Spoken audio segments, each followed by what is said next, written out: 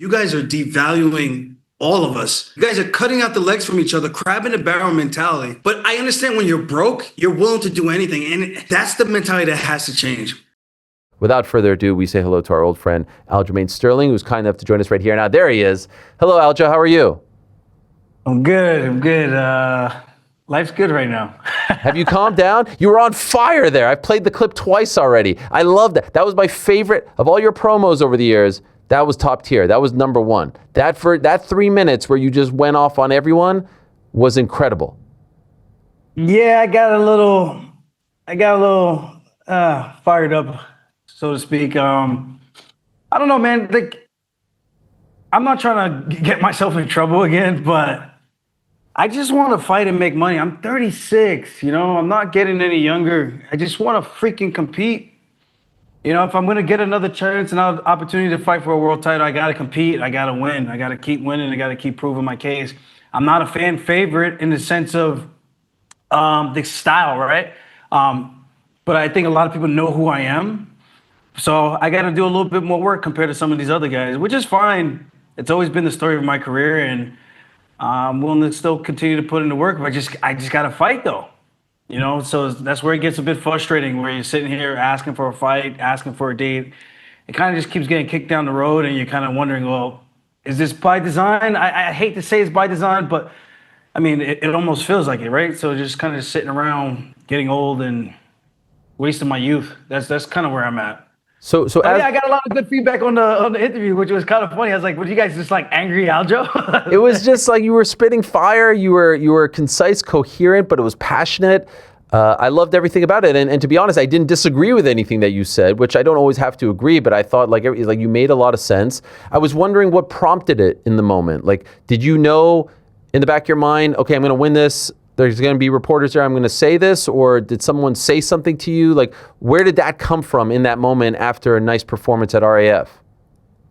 Well, the reporter asked me something, and it just triggered me. Like, instantly, I was just like, I'm fucking angry. Like, I'm not hurting for cash or anything like that, but I'm trying to make as much money as I can. This narrative of when you pay fighters more, they want to fight less. It's like, no. I want to try to make as much money as I can. So pay me more, and I'm going to still want to fight more. It's not like I just want to sit on my ass all day. I only get paid when I fight. But she asked me about like my next fight and whatever it was, and it just kind of just sparked this feeling that I've been pent up with for the past few months. I mean, my last fight was with Brian Ortega in Shanghai, China. They took 35% of my money in taxes, and I haven't fought since then. I had a very expensive wedding. Oh, that's your fault. Why? Who no one's telling you to do that? You're mismanaging your money. Bro, like I said, I am doing very well. I just want to make sure I'm making more. And it's okay to reward yourself. You work hard. Why not reward yourself? I gave my wife the wedding of our dreams, especially for her. And I just want to compete. So that's what kind of sparked that whole thing. There's been a lot of names on the list that have been floating around. I don't know who they're planning to give me. But like I said, I'm ready to fight whoever they put in front of me with. Like, I like all these guys. I've met them or hung out with them, partied with them, but it's not like my relationship with me and Marab, right? So unfortunately, it's just one of those situations where one of us gonna have to win and one of us gonna have to take a step back and then try to rebuild again. And if it's me, it's me. But I'm willing to put my foot forward and may the best man win. I'm out here to try to make more history. I know you were banged up after the August fight, but given the fact that you competed this weekend and given what you're saying, you're good to go? You're 100%? Nothing stopping you from fighting? Bro, I've been asking. I asked since November if I could fight in February. Wow. And then I was told that it would most likely be March. Okay, cool. Only a month pushback, right? Not too big a deal. And then I was here in April, and then I'm just like, bro, come on. And then I'm here potentially May in New Jersey. I'm just like, come on, bro, this is crazy. And the fans think it's me. Be more active. Be more active. I'm like, what do you think we want to do? There's only so many fight cards, so many fight spots. I can only fight so many guys within the top 5, top 10. So I'm at the mercy of just waiting. But it's like, I just want something definitive so I know how to proceed, right? I got a rum company where I'm doing this. I'm in China up at 1, 2 o'clock in the morning, making phone calls, setting up emails for rum samplings from my company. And and making sure all these other things are running while I'm still cutting weight and getting ready to fight Brian Ortega. It's like this. I'm doing a lot. You know, I'm not just sitting on my ass, and I'm doing this full time, and I'm fighting full time. I'm just trying to make the most out of my opportunity. You know, some guys, they have a little success and they kind of just want to ride off to the sunset, but I got that New York hustle, baby. So I ain't done yet. I ain't done. One thing that you said in that clip that we played, like I said, it was like a really nice 3 minute. 30 minutes. Yeah, no, it was great. 3 minutes or so, passionate answer, if you will. A couple questions spliced in there. Was they asked me for names, I give them names, then they give me other people. What the hell is going on here? So what do you think is happening? Like, do you think that they're trying to see who you want to fight, who you're interested in fighting, and then they're going in the opposite direction? Oh, we might have lost him there. Did we lose him? All right. I said 30 minutes, and he said, I'm out. We'll reconnect with Aljo. He's in a PI. They might have gotten to him. Ah, that's what it was. All right. We'll reconnect with him in a moment. Obviously, one of the greatest bantamweights of all time. Most wins in UFC bantamweight history, 14. Former bantamweight champion, obviously. Tied with Merab, for most consecutive title defenses in bantamweight history, 3. Has won 11 of his last 13 fights. And has looked pretty good at 145 pounds. By the way, sign me up. I'll watch Aljamain Sterling against Alexander Volkanovski. I think there was probably more interest in that. There would be more interested in that than the Diego rematch, and that's no knock on Diego, just because we had seen it in Alex's last fight. Aljo versus Volk is a fun former champ versus current champ. Former champ moves up. Kind of the same thinking that I had with Kamaru Usman yesterday with the middleweight division. Don't hate it. Don't hate it at all. Obviously, I know that there's a Ro Murphy and Movsar Evloev coming up. That's rapidly approaching, by the way. That's in 2 weeks. Well, 2 weeks from this weekend. Rapidly approaching. So we'll get some clarity at 145. There's been some talk of him fighting John Silva. And I don't mind that as well. John Silva back on track now after losing to Diego Lopez. So I think that fight makes a lot of sense. He was also asked in that scrum about Aaron Pico fighting Patricio Pitbull, and he called it the Battle of the Bellasaurs. I think referring to the fact that they're, well, Patricio a little bit older, saying like, didn't quite work out maybe the way some people thought when these guys came over. Is he coming? We have him? Yeah. Okay. All right. Yeah, the quote was, these guys have asked me for opponents who I want to fight, and then they give me somebody the complete opposite because they want to see me lose. That's my perspective, end quote. I mean, it's a wild thing. Hey, who do you want to fight? This guy, that guy. All right, cool. Now we know who not to give you. How about this guy? That is a wild thing. He's done well for himself in that grappling, wrestling, jiu-jitsu world. He's had 5 of those matches since September of 2023, so about 2.5 years' time. During that same stretch, he's fought in the UFC 3 times. So like Arman Tsarukyan, the side quests, and I know there's less that goes into it, training camps. I mean, these guys can essentially like take a call this weekend and say, hey, you want to fight in a week? Sure. Or grapple or wrestle or have a jiu-jitsu match in a week. Like it's different. I get that. You could do it. You could do it almost every week, especially if there's no cutting weight. But even if there is cutting weight, you could do it at any point. In fact, speaking of cutting weight, at the media availability over the weekend, heading into RAF, this is what Aljo had to say about cutting weight. I think it should be gone, man. Like, I think the best way to do is to do same-day weigh-ins. You won't get these guys blowing up and doing these. Tell them again, please. Cuts. It doesn't make any sense. If we know we can make the weight, why are we killing ourselves to cut the weight and then taking more trauma? You're better off seeing who's the better, more skilled athlete the day of, even a couple hours before the match. You can have a light bite before your match, like a jiu-jitsu tournament, like a wrestling tournament. And then you go and compete instead of trying to figure out who can rehydrate the best. And then you got to make all these excuses. Like, this is why I like the same day weigh-ins, because we're all competing close to our natural weight. I'm not cutting anything, maybe a pound or two. So I think this is the way that the format should go. And these doctors that think they know better, you don't know shit. All right, he's back. There he is, the man who you just saw speaking. Welcome back, Aljo. I wanted to ask you about the question that I was asking you before we lost you, and that was, you said in the scrum, essentially, paraphrasing, they ask me who I want to fight, and then they give me someone else. Are they trying to see who I like and then not offer me those guys and try to get me to lose? Can I ask you about that? Is that a genuine feeling that you have? Yeah, I mean, why else would you do that? I mean, I'm not saying anything outlandish. Like, this should not get me in trouble, but somehow I know it probably will. But you can't ask somebody who they want to fight when they give you the name and you're kind of like, yeah, and then you give them someone completely opposite. Like, doesn't make any sense. Like, the math don't make sense. I don't want to say that's what it is, but fuck. Does it happen a lot? Has that happened a bunch? A couple of times.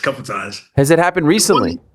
The one that I for sure remember is when I called out when I was asked who I want to fight. I just had surgery after the Pedro Munoz fight. And they were asking, maybe this was like a few months after, and I was kind of getting ready to come back.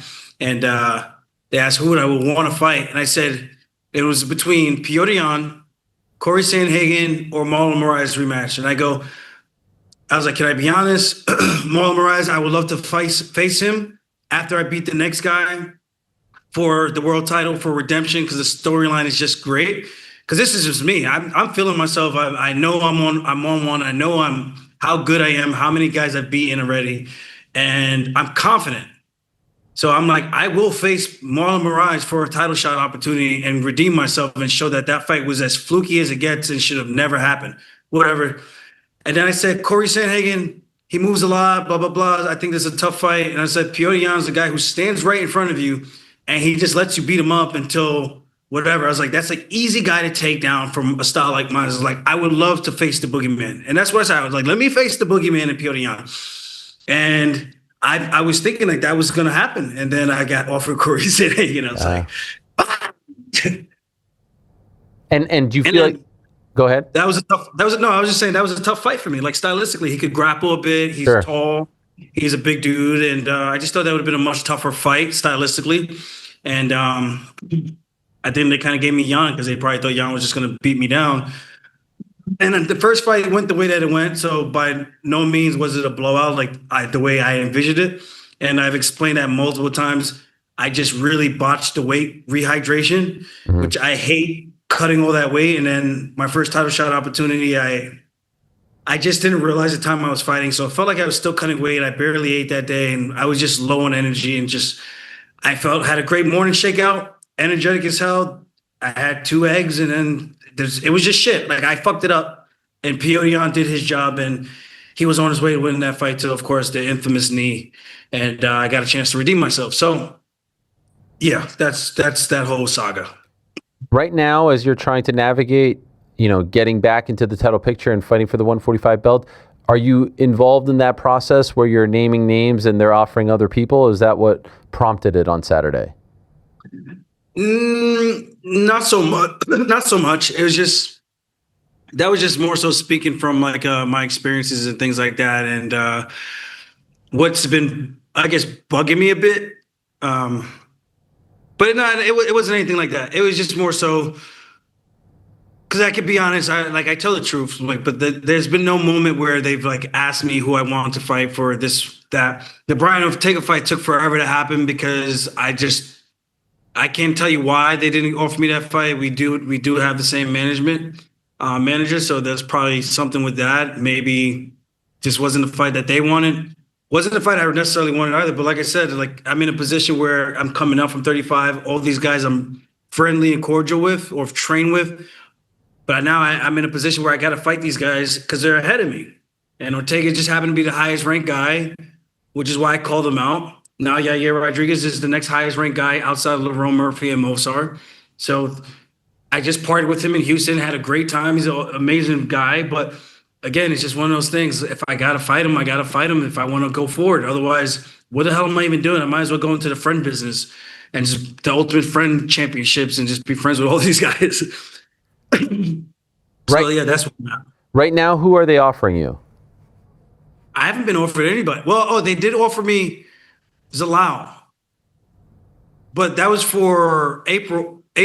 But then we're cool too, so I hit him up. I was like, "Damn, they're gonna have the brothers fighting each other." Yeah. And he was like, "Well, I can't fight in April because he has Ramadan, and he thinks it's too soon." But I'm like, "Dude, you know how many things I had to do that was like not things I wanted to do, and I got forced." Let me not say. Let me change my adjectives. Uh-huh. And I got compelled into doing certain things that I didn't quite necessarily want to do. So, shit, it'd be nice for me to get something that I want for once. Again, I don't mind waiting. It's just I don't want to fight once this year again, like the last 2 years or last year. I fought in August. I'm not trying to wait till May to fight. Doesn't make any sense. If it was up to you, who's the opponent and when's the date? If it was up to me in a perfect world, everyone was healthy. I think the most logical matchup for me would be Yair Rodriguez in April in Miami. Two guys, one guy's former champion, one guy's fought for the belt, one guy was an interim champion. I think it just makes sense for both of our careers and what we've done and where we're at currently in our careers. And it's a fight where it means something. It's like, I want to fight fights that mean something as well. So there's something to that also for me. But at the same time, I just want to fight because I'm going to get paid the same whether I fight an unranked guy versus a ranked guy. But if it's going to be a fight that's going to push me towards the title, I'd rather fight the next highest ranked guy. So it makes me undeniable. And I earned it, right? So it'll be Yair Rodriguez respectfully. And I think it's a fun fight. Two guys who've been around the sport for a very long time, both of us former champions. And we both get gains out of it. Like he has an opportunity to be a champion, and I have an opportunity to be a champion in his own right. So it's a meaningful fight. That's how I look at it. And so when you're watching Diego get another crack at the belt, and I know you fought before, but this is a new, weight class. What are you thinking on that night in early February when you're seeing him get a second crack? What was your feeling? I thought I said everything, but listen, I'm not one to knock a guy for taking opportunities given to him, right? But call it what it is. Like he had a second opportunity that was relatively undeserved. Yeah, you could say you beat a hot surging prospect, but there's other guys who are more deserving. And I'm not saying it had to be me, but Mosar should have been a shoe-in. Lerone Murphy could have been a next shoe-in. And I could have been the next guy in line or give me an opportunity to fight a guy like Diego Lopez. And then we figure it out. And for him to go right back to a title shot opportunity after Volk didn't even get to fight anybody else. And Volk's getting ready to retire. So there's like a whole lot that goes into it. But kudos to Diego. He's done enough work where he's got the clout and the recognition from the UFC and the fan base where they're giving him all these opportunities. Not necessarily the merit, but he's getting these opportunities. And who can knock him? It's good for him. I'm never going to cry or be sad about another guy getting an opportunity, getting a shake. He's making money. He's providing for himself and his family. And he's a good dude. But I said, again, I would like to fight the next highest ranked guy and try my chances to get the upset and get the win and insert myself in that conversation. I'm not here to fight just to fight. I want to fight meaningful fights. Like Henry talked about this in his retirement, like for him to come back and take so many losses, like he kind of regrets that, and I don't want to be one of those guys where I'm beating up my legacy and everything that I've done and earned. My stats speak for themselves in the history books, but for me to continue to fight and be a stepping stone for these younger guys and not have a potential, like if I can't compete, I don't want to do it. But right now I can compete and I'm getting better. So I want to make the most of that and see what I could do. Maybe I get my first knockout over somebody. I don't know. So, and maybe my second knockdown. But this is kind of the way I look at everything. Right now, I'm enjoying life and trying to make the most of it. And doing what I can and control what I can. And if there's any advice I can give these younger guys is control what you can, because this sport can make you bitter and can make you sour really, really quick. So don't let it. Take it for what it is. Remember why you got into the sport and take advantage of those things and hold that true and dear to you. Because again, this sport can make you sour really, really quick when you get to a position like this. And again, it's not. I don't think what the UFC is doing is intentional. So I don't want people to think that I'm biting the hand that feeds me. I'm just expressing how it comes off and how it feels to not only myself, but a lot of other fighters who I talk with. And a lot of guys feel the same way. Are you starting to feel that the end is like somewhere? Like, is that why you're feeling this way a little bit? Like you're not going to be able to fight forever. Are you starting to see the end and you want to make the most of your time? Yeah, that's really what it is. I mean, how many more walks do I realistically have? When I first got into the sport, I remember that first rift that I got into with the UFC over fighter pay. And it was because I would have made more money being a physical education teacher in New York with my degree and coaching versus how many fights I was getting. It was just taking so long. Like you come in with this aspiration. I can come in, I can fight as much as I want, try to make as much money as fast as I can. I'm finishing guys. I'm not getting a bonus. So yeah, it kind of starts to weigh on you a bit, and you start to think all these other stuff like, did I make the right choice? You know, like, thankfully it worked out, right? I mean, there's so many other guys who've come up short and have not even half the fraction of success that I was able to amount to. So I'm very blessed in that regards, and I will never take that for granted. And the UFC has given me an opportunity to see the world and do so many great things. And even like with the rum company and everything that I've been able to start with my own money, it's I'll never take any of that for granted, but that's why I'm just like, I don't know how many more walks I have left. And that's why I've been trying to do so much, because I want to set records. How many fights can I have with the company? How many wins can I get within the company? Like, those are things, are milestones that not everyone's going to be able to do. And to be with this company since 2014, bro, like I didn't stay here by accident. You know, I kind of know what I'm doing when I get in there. So I want to take advantage of those walks, get a couple more shirts, the walkout jerseys, the kits and everything, and meet more fans and do more fan experience stuff. Because when this is done, that's it. You know, I'm not going to be that guy who comes back and is doing all these wacky, and I don't want to not call it wacky, but I don't want to become doing all these one-off odd job stuff. Like I'm hoping that I can retire with the UFC and this will be it. And I get a nice send off the right way. And it sucks because, again, I'm 36 and I'm taking it one fight at a time.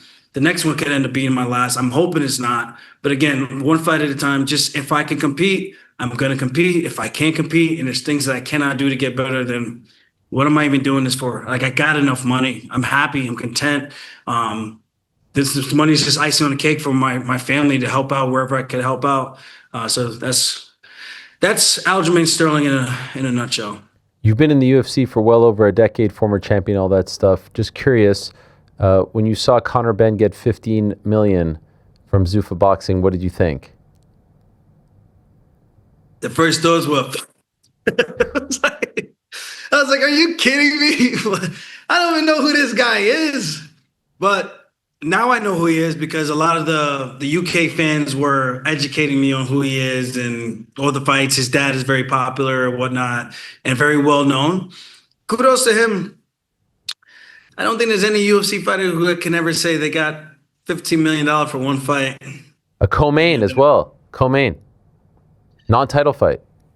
I don't get it. Like, if we're comparing the process, right? You have a UFC platform, you have the boxing Zuffa. What are they selling that's different with the product? You're selling advertising spots. You're selling advertising spots over here as well. Like, what actually changes? Is this guy selling a shit ton of merchandise? Like, I just try to make everything make sense and be fair with the comparison. But how does that guy drive and generate $15 million plus in excess? When you start to think about these things from a logical standpoint, it makes it a little bit easier to question and kind of like not just talking shit, where you're actually like trying to understand, like, yeah, like, help me understand this process and how we got here. Like, good for him. Like, I'm not going to knock another man, but you got to imagine, like, a lot of fighters have been pretty, like, irritated by that, and rightfully so. It's like, well, how does this one guy, like, obviously the fighter ourselves, like, not everyone's going to be demanding and commanding $15 million, but I mean, come on, 7.7 billion. I mean, come on, are we not going to talk about that? That's kind of where I'm at. Eddie Hearn, who was his promoter, he was promoting Conor Benn for quite some time. He was the one that Conor left. There's a bit of a thing going on with him and Dana. Before all of this popped off, Eddie said, like, there's going to be a revolt from the UFC fighters because the boxers are going to get more, and the UFC fighters are going to say what you said, what MVP has said, what Sean O'Malley has said, like, yo, wait a second. Do you think anything's going to come of this, or do you think it's just going to be a few, like, interviews, podcasts, this and that will be it? Because you're right. Everything you're saying is 1,000% right. It's apples and oranges. Plus, Zuffa isn't making the type of money that the UFC is making, and you guys are way more competent. And I like Conor a lot, but you just have to call it straight. Do you think anything comes of this, or do you think it's just, people reacting and that's it?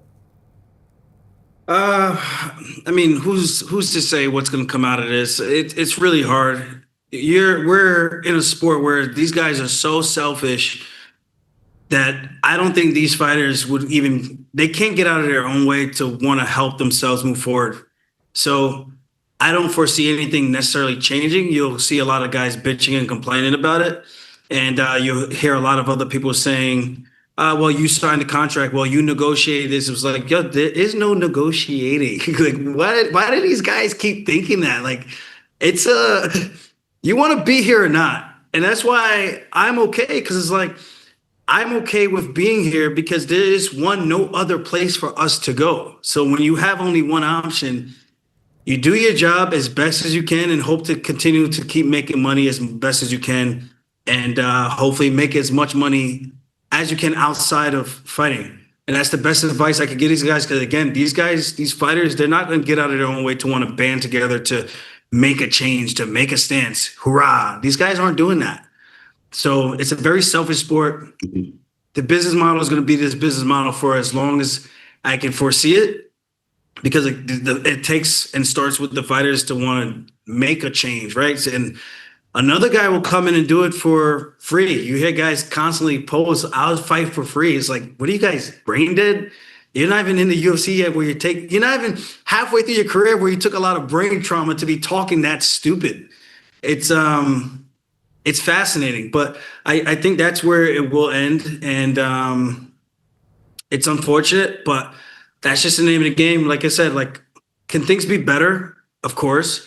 I didn't get a new deal from the $7.7 billion. A lot of these guys trying to say, oh, you guys are going to be getting paid. I'm like, where? Show me where.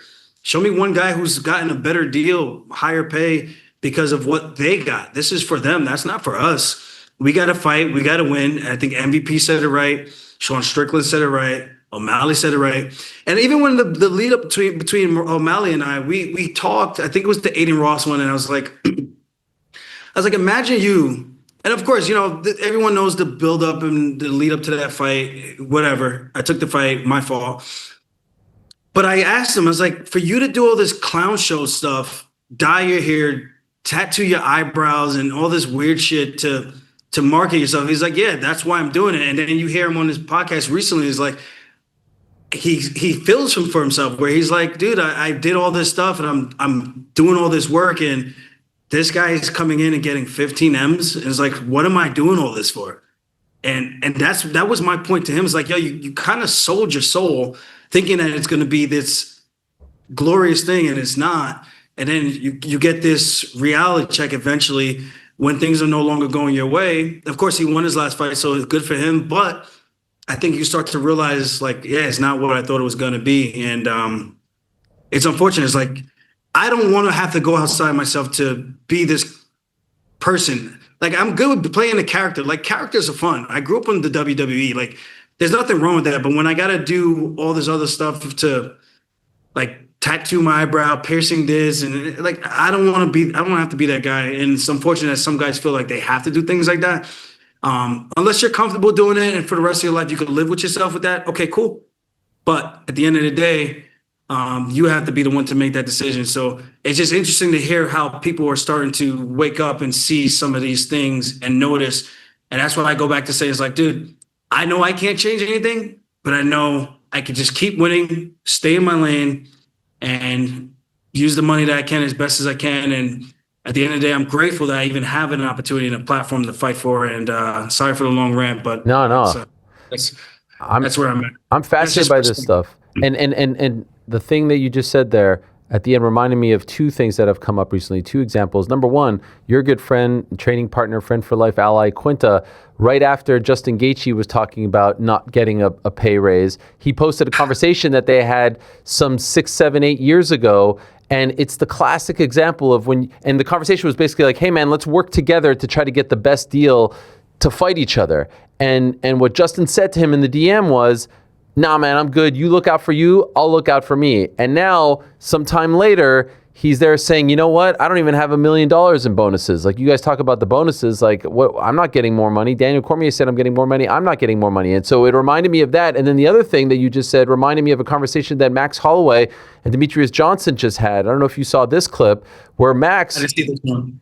kudos to Max. He said the thing that pissed him off is a couple years ago, there was talk of John Jones and Francis Ngannou fighting, and John Jones said he wanted $10 million to fight Francis Ngannou. This was like 2020 or so, and Derek Lewis came out and said, $10 million, give me $1 million and I'll fight him, right? And Max is like, man, you're going against your brother here. Like, you should all be in this together.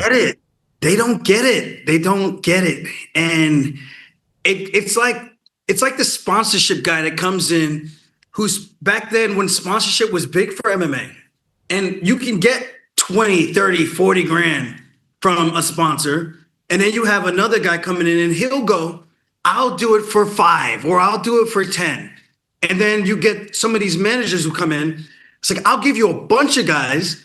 I'll take that 50 or I'll even do it for 20. And I'll split it up between multiple guys and they'll be so happy and so grateful. And then you do this. The bar is here and you keep doing this.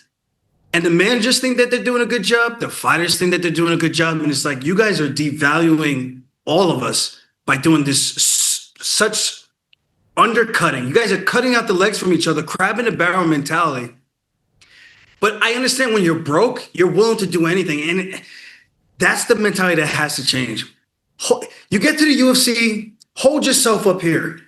There was sometimes we'll have training sessions, we'll have some guys and they'll geek out when they see all these other fighters. And I go, bro, you're in the show. Act like you fucking been here before. Even if you haven't been here before and it's your first time, have some fucking class and decency and hold yourself up to a higher standard. You're here. Be that guy. Don't be a prick and be arrogant, but be that guy. Don't be this guy who's belittling himself to, like, there's a certain way to do certain things. And I think my personal experience, just because I've been around the block for such a long time and I see these things time and time again. And when a guy tries to devalue me, you know what I say? Thank you. I appreciate the opportunity, but we're not seeing eye to eye on this. You could go find somebody else that's willing to do X, Y, and Z for you. Because I'm not going to belittle myself and devalue myself because I know my worth. And yeah, so this guy's saying I'm willing to do it for $1 million when this guy wants 10. And it's like, well, shit, maybe I should be asking for more money. Why am I asking for 90% reduction instead of realizing like, oh, I'm the product too. I could possibly do it for something very, very close to that. And that's the difference in the mentality. It's like, you rather tear this guy down and say, I do it for this. And that only helps who? The guy's cutting the check. It's I don't get it. It's like, respectfully, fighters, you guys are not very bright. And I thought it was getting better because there's a lot more college educated guys coming out and doing this sport. But the mass majority of guys, like overall on average, then we're not the brightest bunch. And I'm not going to sit here and act like I'm this Einstein guy, but I know I know I can learn from other people's mistakes and read the room. And I could go very, very far in depth with this, but Ally Quinta had a point. John Jones had a point. And once everyone I'm going to stop there. All right. I'm going to stop there. I'll just add, I think you know this, but we were looking at it. Since September of 2023, you've competed in 5 wrestling, grappling, jiu-jitsu matches and 3 UFC fights. Is that not crazy? Yeah. I think that's a little bit telling. Now, I know that you can get a call today and compete in a grappling match in a week, but like that's your main job, right? I don't think the side quest should outweigh the main job, especially as you say you're healthy and ready to go. I did want to ask you about the weight cut thing. You competed at 170 on Saturday. Am I right about that? Yeah. And how did that feel? That's wild considering we knew you like for the most part as a 135er. How did that feel? And is there a chance you may even go higher? Are you going to 55 by the time this is done? For fighting? Yeah. Nah, Okay. those guys are big, man. 170 is crazy. I could fight at 155 if there was like same day weigh-ins. Yeah, saw you talking about that. I wouldn't be as dehydrated. But honestly, same day weigh-ins, you probably need like a 165 weight class because 155 is a little too much. Unless I could do a really good job of dieting, but I'm so lean to do 155 would even be tough. I probably end up if the weight class stayed the same, I'd probably end up at 170.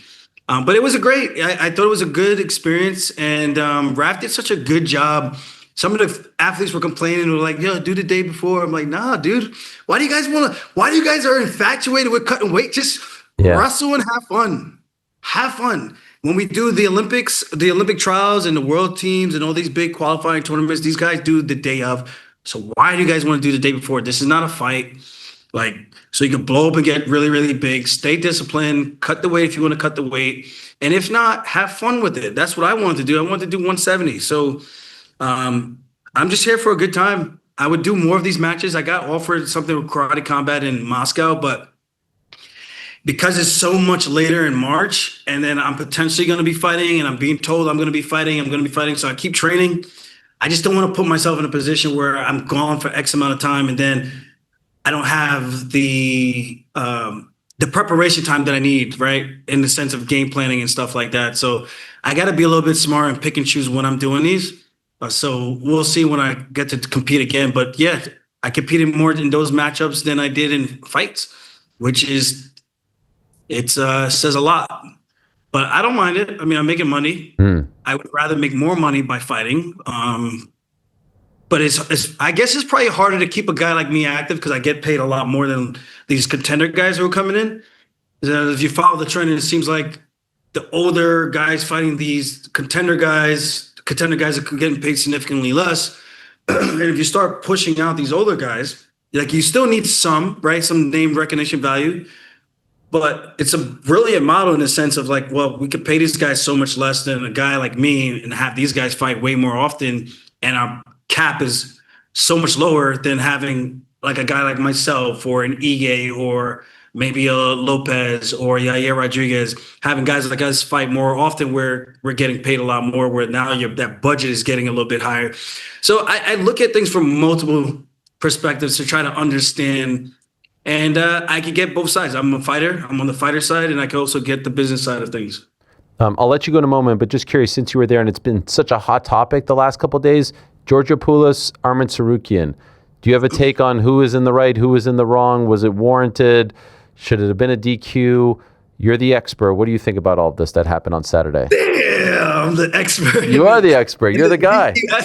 I'm the DQ expert now. No. Sorry, you're the wrestling expert. I'll admit, like they're talking points, 4 points. What? It's not my world. I like it. I'm enjoying. I like what RAF is doing a lot. I keep saying that, but it's not my world. So I'm curious what you think about it.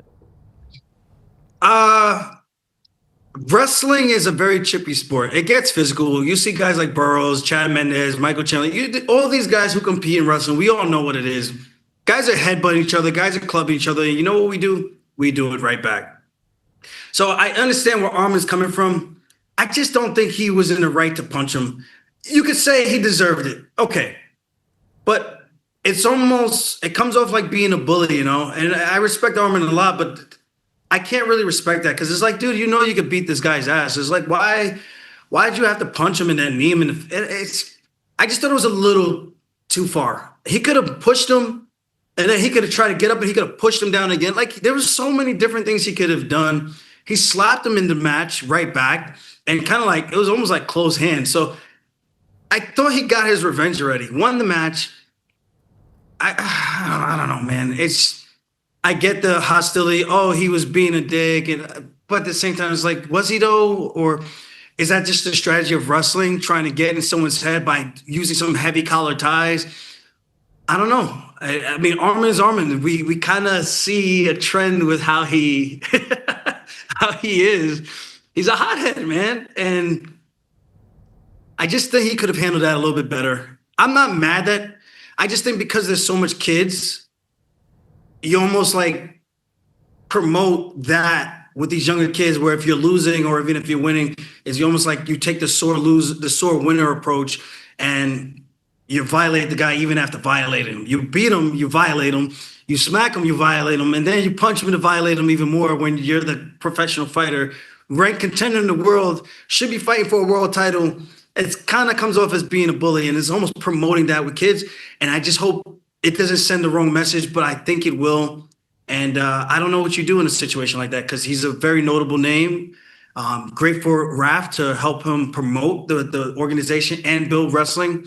But I think we could do without stuff like that. And I don't know, man. It was kind of shitty to see him do that, because I was like, bro, you got the win. You could even like teabagged him with a Generation X when he pushed him down. He got on top of him. He could have there's just so many different things he could have did to.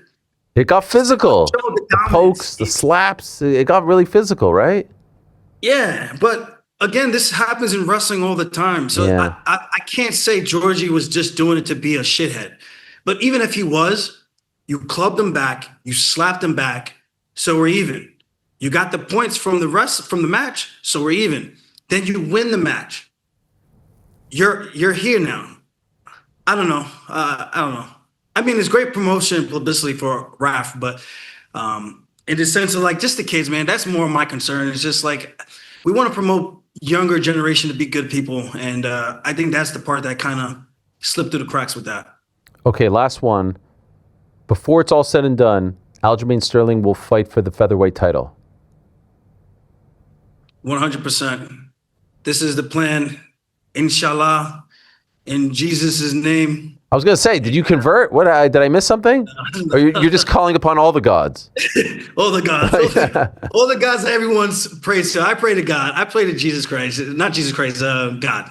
The Almighty Father. That's it for me. So you feel like that will happen. You feel like you won't be denied at some point. Do you have a feeling when? 26, 27? Hopefully 2026. Okay. I think if I get the right matchup, I think I'll be hard to deny. So one more matchup. Yeah, I just think it really depends on the matchup. So give me the next best guy, and if I'm good enough, I'll win. And if not, then I'll dust myself off and reevaluate and see if it's something I want to continue to pursue. But right now, I'm in a good spot. I got a great team that I've been working with out here. I think people got to see how well my striking has developed, how much more comfortable I could switch it up. I could get funky, I could be unorthodox, and I could also sit in the pocket and trade if I need to. And smart trading, not just sitting there going blow for blow.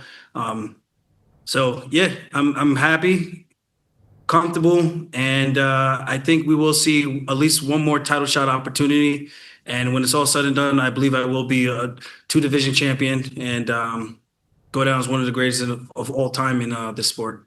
By the way, okay, one word: Movsar Lerone. Who do you got? I know these guys have trained with each other before. I don't know how good Lerone Murphy's takedown defense really is, but I know on the feet with the striking, he will be able to expose Mozart's weakness in that area, his deficiencies. But can he actually keep him off of him for 25 minutes? I'm not really sure. And I can see him starting to get stronger in the later rounds. So I lean towards Mozart getting the job done. But I would not be surprised if Lerone could pull out a hat trick and land something of significance where he could potentially knock him out, because it looked like he posted that picture or whatever. He knocked him out in training before. And obviously training is training. Sometimes you try stuff and you get caught. But you did it once. It could be something that could potentially be in the back of Mozart's mind, depending on how that actually happened. So I'm very intrigued to see how that match plays out. So I'm not going to London anymore. I heard rumblings from multiple people that Gene was going to be the backup fighter for that. So Like for me to go out there to just cut weight, then it doesn't make any sense for me. So Are they offering Gene now? no, that's what I heard from like a few different people. No, to that you. were saying- Are they offering him to you? No, they haven't offered him. To Okay. me, so All right. All right. he's actually here now. We're actually in the cafeteria. He Oh, was at the shit. gym Call him over. at the same time. He's out there somewhere. Yeah. In the cafeteria. All right. But we'll see. Whoever they give me, I'm ready. And if you haven't yet, go buy yourself a bottle of Funk Harbor rum. Hell yeah. There it is. Look at that chain. Also, check out the weekly scraps, Funkmaster MMA on YouTube. The guy was on fire. I mean, he was dropping Bellasaurs. He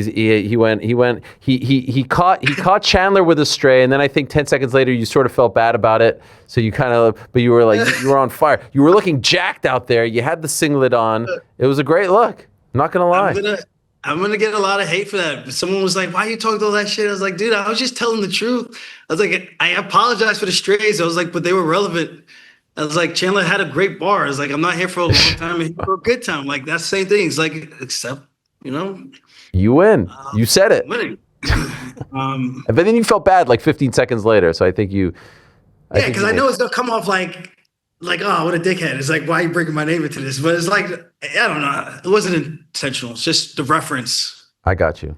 You're the man, Aljo. Thank you so much. Appreciate it. Go check out Funk Harbor Rum.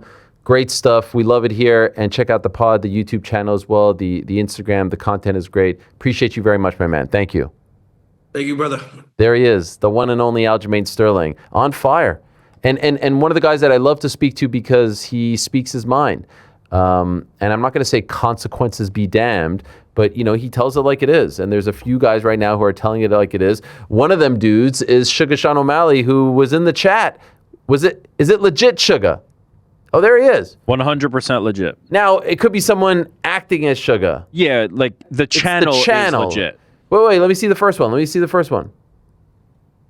First one, he says, chill. I think because Aljo said he sold. I think Sugar's just watching the show, and now all of a sudden, Sugar gets a bit of a stray as well. And then there's some reactions. Yeah, bro said I sold my soul.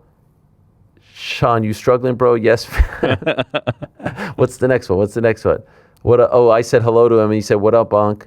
You that bored? You have to come into the chat." No, Aljo's saying lots of good stuff. There you go. Should I ask him if it's him? Here's my favorite one. Yeah. Ready? Which one? This one. O'Malley versus Yan is what I want to see next. Haha. Romeo, I thought the same. Call Sugar. Peter too scared. Why is that the best one? You saying Yan don't want it? Oh, okay. All right. You think so? I mean, I feel like yesterday Yan wanted it. That was the impression I got. That's from Sean O'Malley. That's not from me. Oh, he said it's me, Unc. I said, is that you? When he put the question mark and then jokes, I felt like it was actually. I feel like that's how he talks. Yeah, it's definitely how he talks. That's amazing. Shout out to Sean O'Malley. Thanks for watching this video. Before you go, if you haven't already, hit that subscribe button for us. Also, give us a thumbs up, leave a nice comment. These things go a long way. And while you're here, do check out the rest of the channel. We've got live shows and full interviews, clips, and a whole lot more. We're doing big things here, and we appreciate your support very much.